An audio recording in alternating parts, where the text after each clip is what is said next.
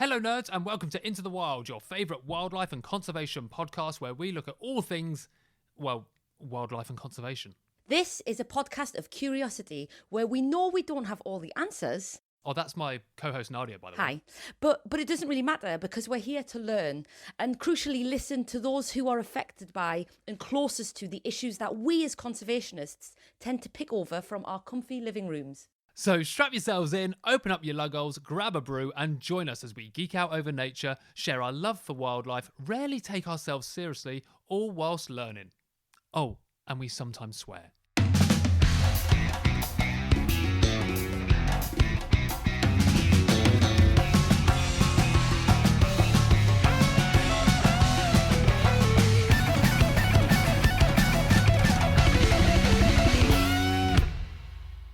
It's a stout. Have you having a stout or are you having a red ale? Another one? I don't know. I'm having an old It speckled looks hen. like I was going to say, is it something like an old speckled hen? Oh, it's such an old man's drink, isn't it? You're an old man now. Oh, do you know what? I lean in autumn. I know. And do you know what as well? And I do. Someone said to me the other day about how, like, they're just trying to, like, they slow down a bit this time of year. And I was like, I'm the opposite. I can quite happily not drink for the first half of the year. I didn't drink until July this year, from January.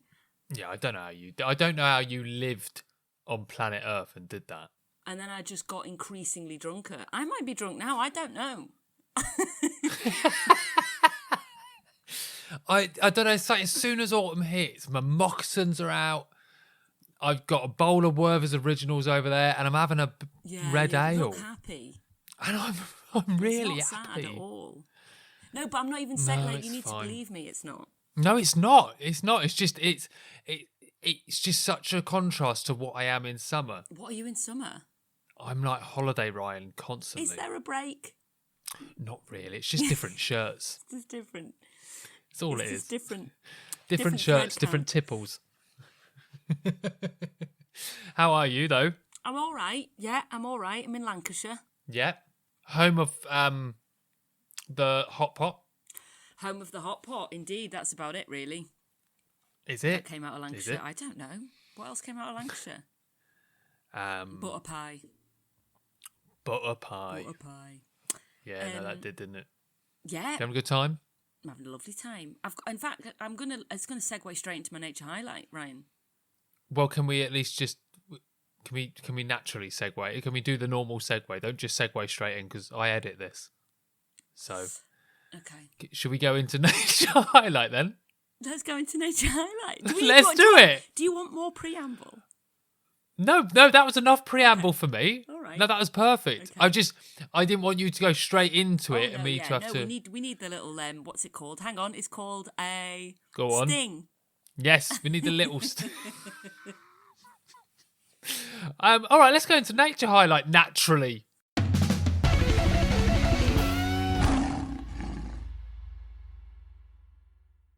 Go on then. Well, I'm right on the Lancashire coast, really, and The Lanky Coast.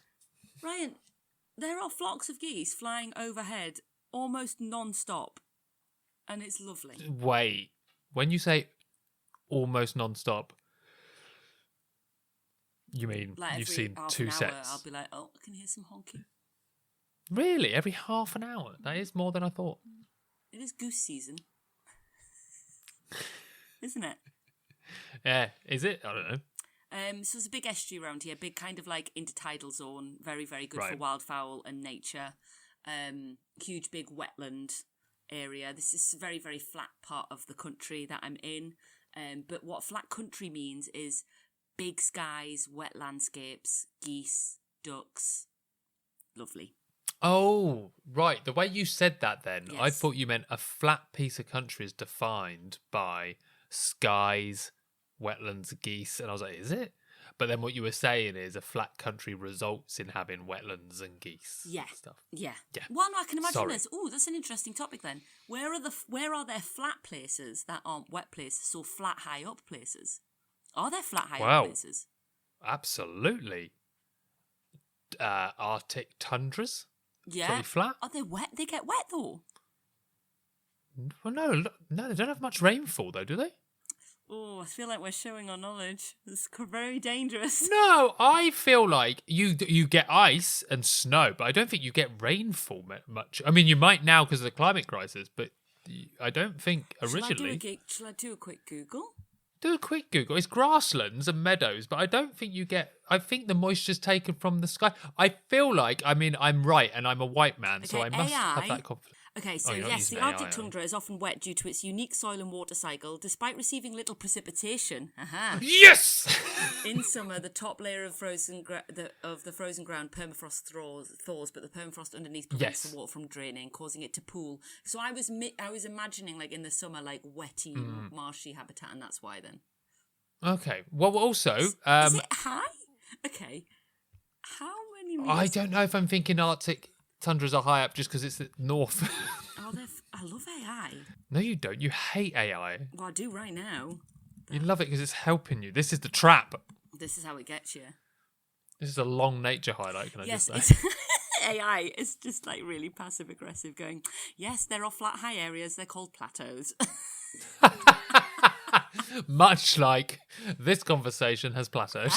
Anyway, just lovely pinky lilac winter autumn skies full of geese. It's just so quintessentially autumn. You know, the geese are coming. That's nice. Back from the north to spend the winter here. You know, this part of the west coast is really important for geese, and then for those on the east, obviously, like the Norfolk coast, Suffolk coast, East Anglia, the Broads.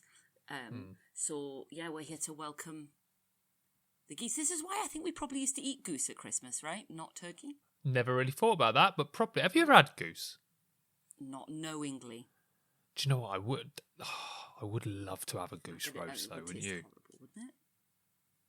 No. People say Canada goose tastes horrible, but I don't know what, like a nice, pink. Yeah, but they're very urban. They probably eat pollution half the time. Probably very metallic tasting. Do you know what I mean? Oh dear. If I was going to eat a goose, I think I would pick. I wouldn't pick Brent or Barnacle goose. They don't seem like they're good eaters, but I think I would go for a good, nice pink-footed goose. I'd have a pink-footed goose. What about an Egyptian goose? Not a goose. Not a goose. It's a duck. You said that because you wanted to do the goose duck fact. No, I didn't. I remembered as I said it. But would you eat one of them though? Even so. Yeah, probably. Yeah. I mean, if it was a thing, if people ate it, it was a thing. I'm not just going to go out there, trap one, kill one, and try and eat it for the sake of it. But if I was somewhere and it was like, oh, we eat Egyptian goose, let's say in Egypt, then I would goose at London Wetland Centre just to try it for podcast experiment. My nature highlight. What's mine been? A lovely morning. The other morning, you know when you wake up about 45 minutes before your alarm? Yes. And you battle with a decision. Yes. Whether you just get up or you have that 45 minutes. What is your natural leaning? Oh, take the 45 minutes.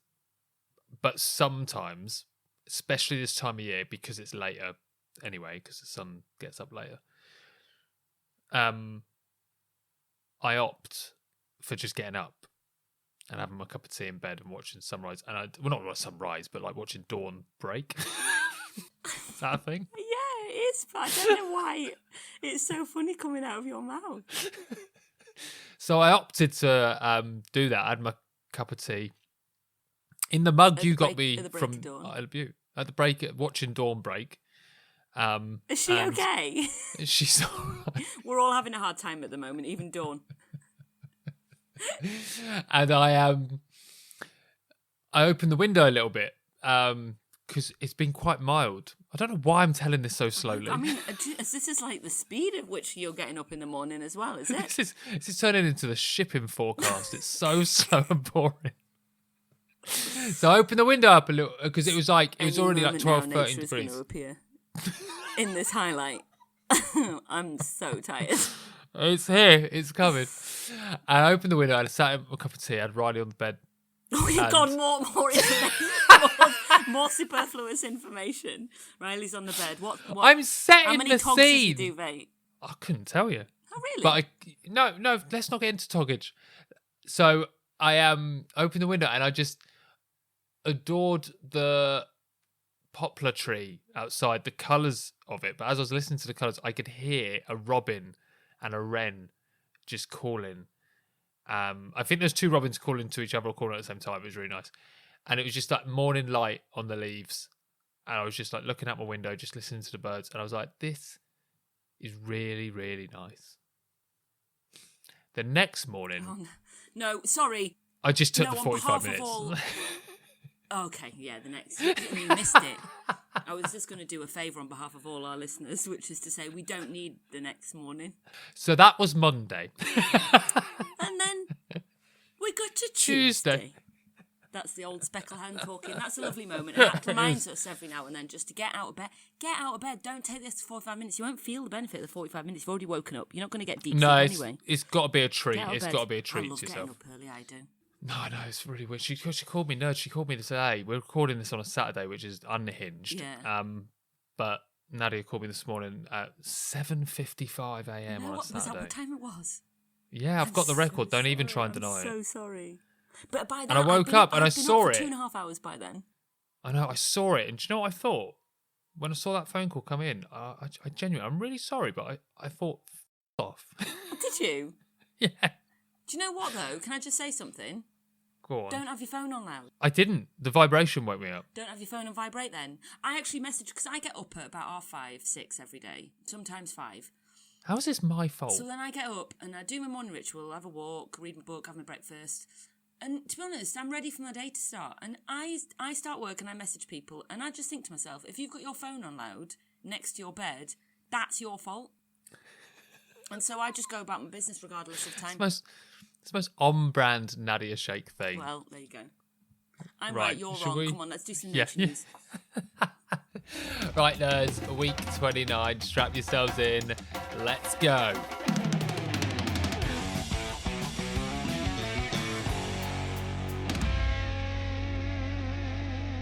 Right, Ryan, I've got to go first. Well, you've clearly already decided. I've been holding on to I wanted to talk to you about this all week, but I haven't been able to, and this is more excited Okay. than anything. Scientists have found a 750-year-old shoe in a vulture nest. Is that funny? What the fuck has that got to do with anything? Oh my god, are you joking? Are you actually joking? Unless this story ends with, and it turns out it's an abandoned footlocker from 1,000 years ago. No. I'm already not interested. This is actually really fucking interesting, actually. Okay, tell me about the really old shoe.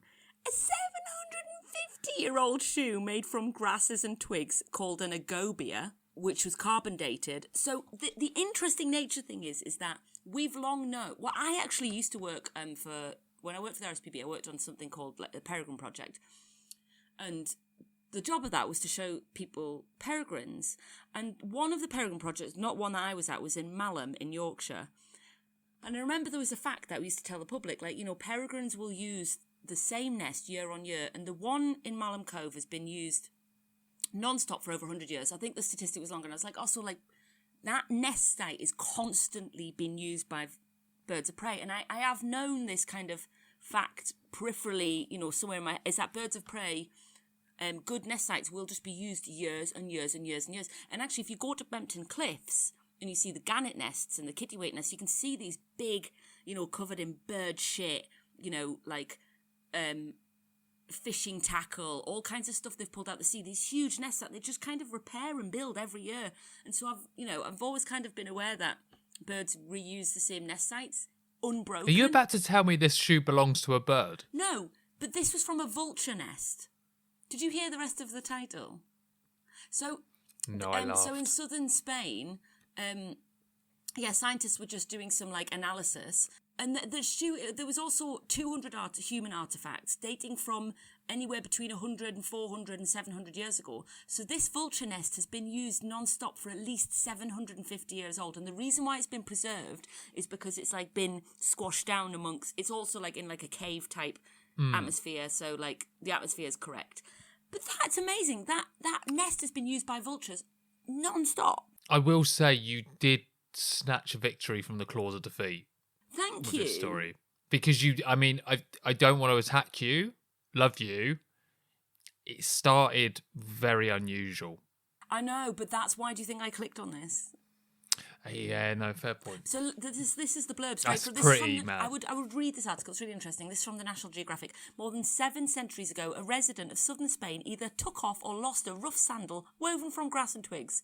Such a shoe would normally decompose over time, but when a bearded vulture picked it up and carried it back to its nest in a cave, something different happened. Dun, dun, dun.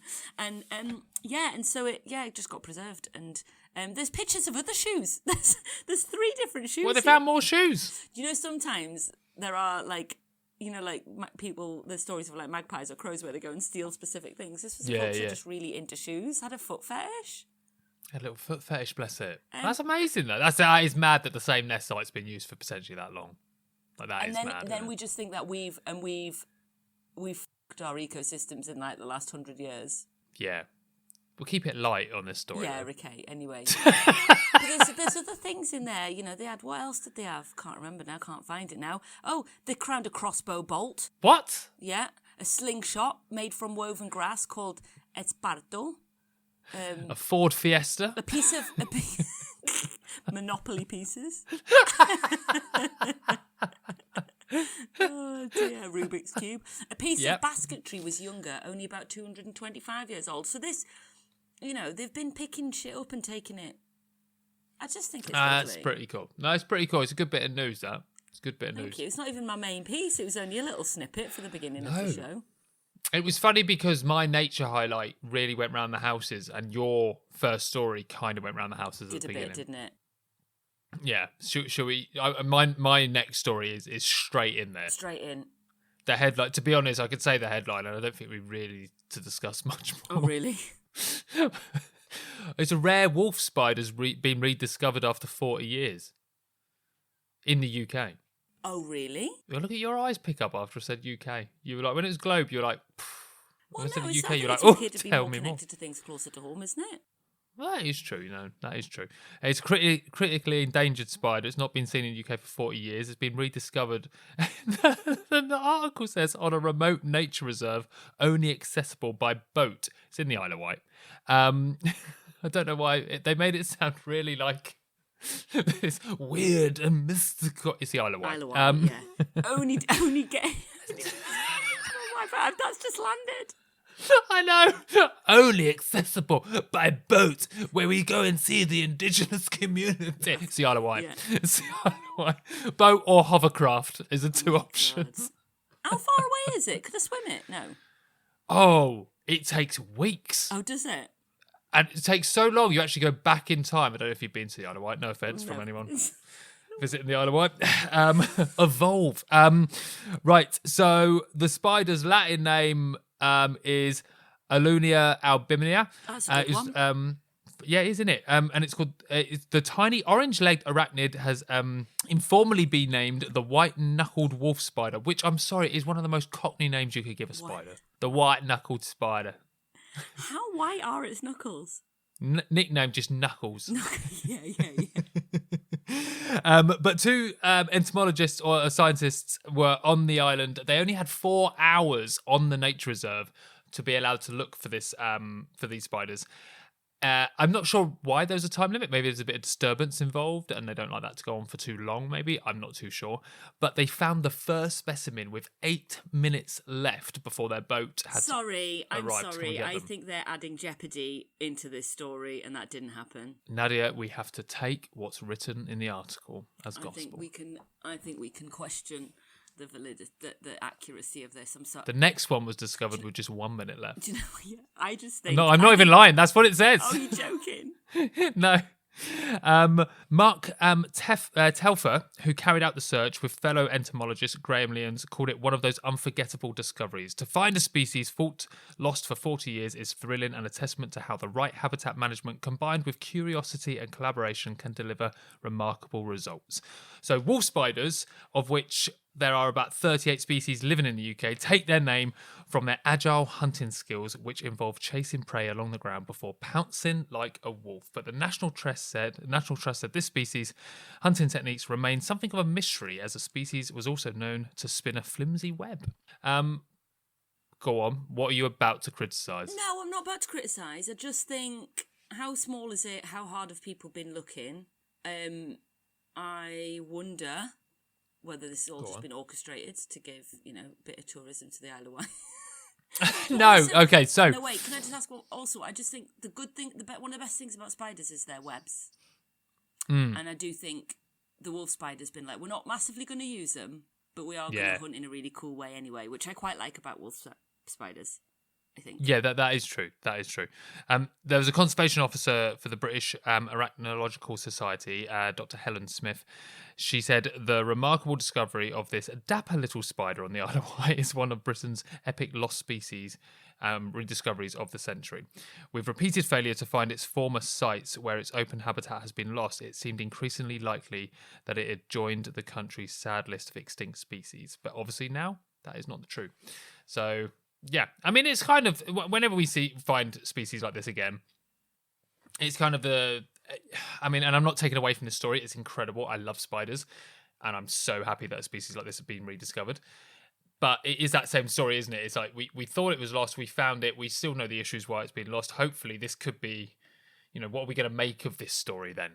So what is this news being used for? It's great news, but, let's hope that, I don't know. We can say this is what this species or many species or this ecosystem needs for the species that rely on it. It's a little bit of hope, isn't it? I mean, I think something like this just gives people a bit of hope. I feel really excited about all of the arachnologists, spider specialists, spider men and women. I think the spider specialists. I like the fact that they're probably being really nerdy and excited. That makes me happy. I think if it gives people hope, that makes me happy. But really, we've got so many big problems. Yeah.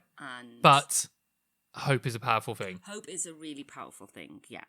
But I think it doesn't mean we fix the problems. No, but it also shows that species are resilient AF. Yeah. Do you know what I mean? Yeah. So if there's a tiny fraction they can hang on to, they absolutely will.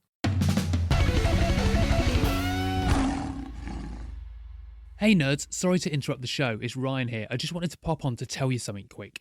We always want Into the Wild to be a free and accessible show, but it does cost to run this thing. So if you ever have any spare pennies or pounds and you want to chuck it towards your favourite nature, wildlife and conservation podcast, then you can do so by going to www.ko-fi.com/intothewildpod. The link is in the write-up of this episode.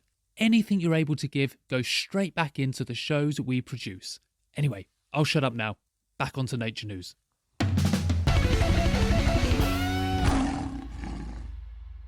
Have you got another story then? I have got another story. Let me tell you about nodules. Is that okay? Yeah, I mean, it's not one of your best chat-up lines, but I'm willing to hear you out. Do you know what? This is courtesy... Anyway, this is something that Greenpeace have been campaigning for over the last couple of years and something that is not on people's radar, and I wanted to bring it up because Greenpeace have currently got a campaign that you should go and sign immediately after listening to this podcast. And this is that of deep sea mining. So this is straight from the Greenpeace website. So deep sea mining is the practice of mining metals and minerals from the seabed. Among many other risks to people and biodiversity, it would damage the oceans beyond repair, threatening their ability to help fight climate change. So it's the practice of removing metals and minerals thousands of meters below the surface. Deposits of these minerals like manganese, nickel and cobalt have built up on the seafloor into potato-sized nodules over millions of years. I've seen a picture of one of these, really interesting. It's like a fossilized poo, it looks like. So to mine these metals, giant machines weighing, you can't even imagine this, giant machines weighing more than a blue whale would scoop the deposits off the ocean floor. So they would sink these machines. Yeah, I know. This is like sci-fi film stuff. And then they would pump up the mined material up to a ship where the sand and seawater would be filtered out, leaving these nodules. Now, I should say this is because we have a rampant appetite for technology, for batteries, for electric vehicles, for phones, for all of the stuff that we're making right now. Even with the green energy transition, it requires certain kinds of minerals and like minor metals to make stuff that's kind of like, you know, we're kind of pumping all of this technology out. So it's a brand new industry. So this hasn't started yet. There's been some tests, etc., but this hasn't started commercially. Now, what Greenpeace is saying is, can we just stop this before this is yet another Pandora's box that we've opened on our environment? Now, bearing in mind that the oceans, we are finding hundreds and hundreds of new species a year in the deep sea. So the species haven't been found, but also the ecosystems and the way that like the deep sea exists does contribute towards taking heat from the environment, helping cool our environment, but also is also linked to like climate change in other ways. But also there's so much unknown. And given that we're already in like free fall in so many of our systems, like we don't know how long the rainforest can put up with over extraction, etc. Why would we open this? And so, I guess this is just something to be aware of, and please go and again, like Donald Trump's really pushing for this kind of stuff to happen. But like, go and add your name to this and tell decision makers that actually this is not something that we want to do to our environment. We don't know its full impacts. We know it causes catastrophic damage of the seabed, but also the underwater noise. The disruption to marine mammals, we know. Like, that's the way of their communicating and move around the world. For sure. So it's adding these huge, big, massive machines which are going to create all these noises. That's the thing that really upsets me, because I can just imagine whales being like, ooh, and that really upsets me. So, do you know what? Just before you were about to bring up, well, as you were bringing up this point, there was a bit of me that thought, I really hope there's an impression coming up. Oh, really? And out of nowhere, you just popped out that whale. I don't think I do enough of them, do I? But just on that point then, so then I went on a little bit of a deep dive myself. I went on an internet mining mission to try and really understand where did these needs come from, and like, why is it, like, do we even need this? And I found a really, really interesting article and a podcast by someone called Gavin Mudd. Real name. He's the director. He is the director of the Centre for Critical Minerals Intelligence at the British Geological Survey. So perfect to talk about this. We haven't got heaps of time, but I do recommend listening to a very, very nerdy and very interesting, one of my new favourite podcasts now, called Redefining Energy. And it's about understanding energy and technology. And this is episode 44, called Critical Minerals, the New Gold Rush. And I kind of basically, he was saying, actually, there are enough minerals and there are enough metals out there. It's just about how the circular systems work to extract and reuse. None of these systems are working together, right? A lot of the places that we're, a lot of companies that are making shit they're just going for like primary sources of things to make stuff. And that leads me to my shoebox. Soapbox? Which one bigger? Whichever is bigger, the bigger box. Of like, we need to really think about what our role to play in this in terms of like technology consumption. And we don't need more shit. Is that okay? Yeah, that's absolutely fine. No, we don't need more shit. Yeah. Do you know what? We don't need more shit. No, we don't, do we? We don't. In any sense of the word, we don't need more. Please. We don't have any more shit. No. Fix, I can't cope. Reuse, mend. Anyway, that's really interesting. Nature news. My last little bit is a bit of news. Actually, this was from the beginning of October, about 7th, 8th of October. This was being reported. But I didn't see it. I mean, I was on holiday at the time.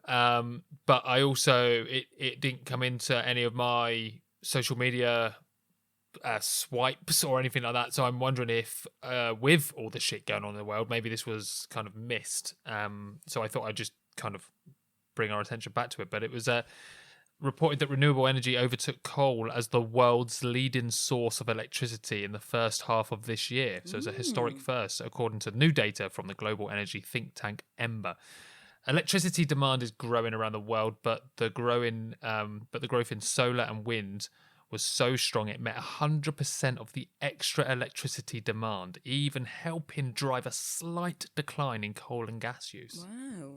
Which is amazing. But there are some nuances within this conversation. So developing countries, especially if you look at somewhere like China, led clean energy charge, but richer nations, including the US and within the EU, relied more than before on planet-warming fossil fuels for electricity generation. This divide is likely going to get more pronounced. So, according to a separate report from the International Energy Agency, they predict renewables will grow much less strongly than forecasted in the US as a result of the policies from President Donald Trump's administration.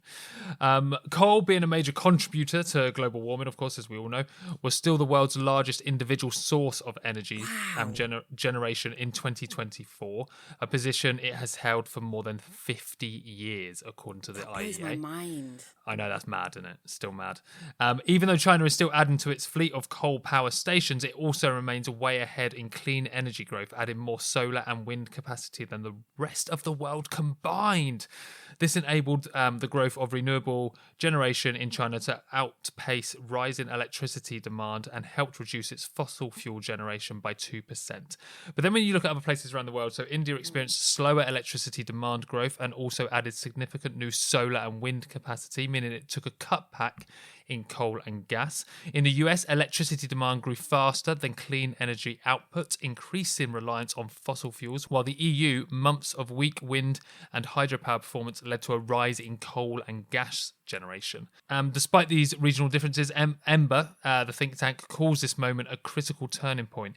The senior analyst, Malgotzata, said it marks the beginning of a shift where clean power is keeping pace with demand and growth. Solar power delivered the lion's share of this growth, meeting 83% of the increase in electricity demand.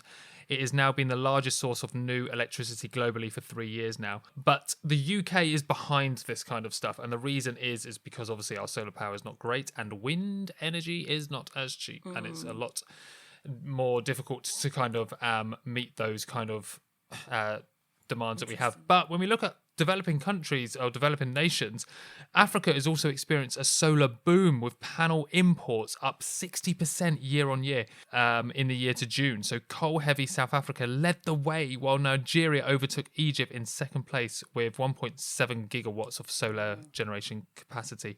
There's lots of that, bits of data and statistics within this article. This is just from the BBC, and I think a few other news outlets did report on this. It's worth having a read because it's so complex, because we're looking at this as a global use. This is not just, we're not looking at England or we're not looking at like Germany or Spain. It's the whole globe. But it's interesting to see that nations that we call developing, or like, are actually really starting to amp up the solar energy, or the renewable energy, which is great. It's something really kind of like sweet about being like, we haven't got the sun. And countries do, and I hope that it's directly going into the grid, and that's how it works in those countries, and not. Yeah, it's again it's going to be so nuanced, and a lot of it's going to be very case by case. I think. Yeah, I'm not too sure. I mean, from people that I've even met myself on some travels, especially in Southern Africa, there are some people that live so rural, they create their own grid. Like, a lot of people use solar panels to build a grid to serve a very small local community. It could be 4 or 5 neighbours or 4 or 5 sites, that's it. So but it is, these kind of rural areas were also very dependent on coal and fossil fuels beforehand. So it's really interesting to look at this, and I think these kind of stories we're going to see more and more of over the next few years, especially. We have to. It's vital. We need to see it. It's vital. We need to. Yeah. Yeah. I think we're all desperate as well. Everyone's really curious to see how this transition is going to happen. I think we all want it. We all want it quick and fast. Like, we want to be like, great, we've done it now. Yeah. Exactly. We don't and want it to be a slow burn over the next 50 years.